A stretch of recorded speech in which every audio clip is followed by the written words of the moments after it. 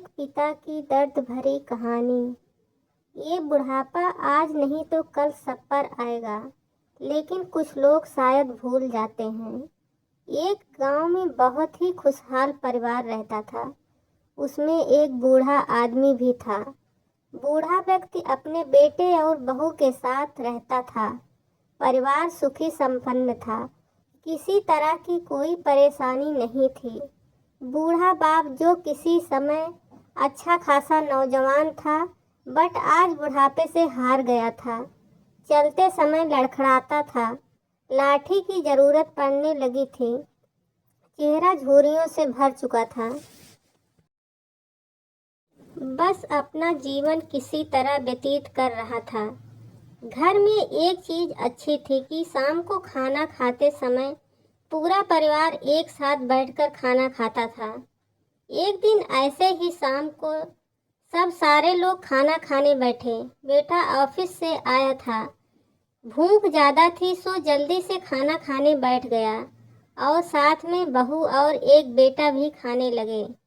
बूढ़े हाथ जैसे ही थाली उठाने को हुए, थाली हाथ से छिटक गई। थोड़ी दाल गिर गई।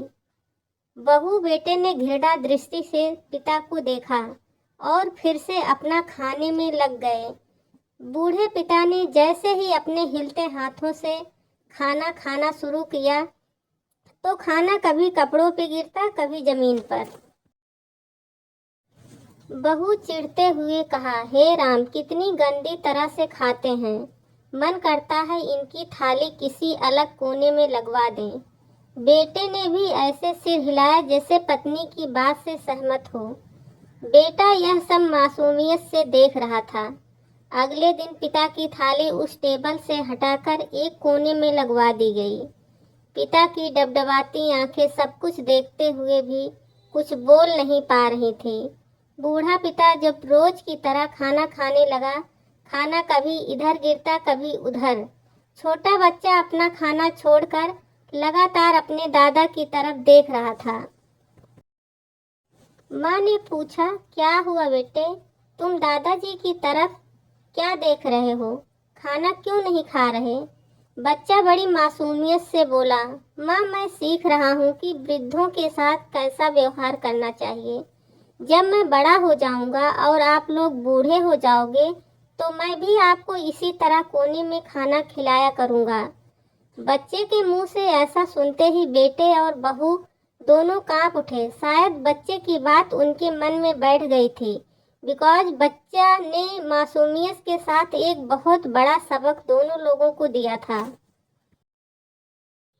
बेटे ने जल्दी से आगे बढ़कर पिता को उठाया और वापस खाने के लिए बिठाया, और बहू भी भागकर पानी का गिलास लेकर आई कि पिताजी को कोई तकलीफ ना हो।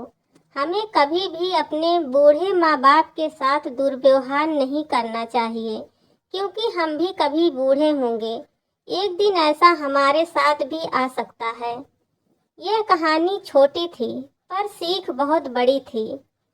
अगर कहानी आपको अच्छी लगी हो, आपके दिल को छुआ हो, तो प्लीज़ वीडियो को लाइक कीजिएगा और हमारे चैनल को सब्सक्राइब कीजिएगा, क्योंकि मैं वही वीडियो बनाती हूँ जिससे हमें कुछ सीखने को मिले।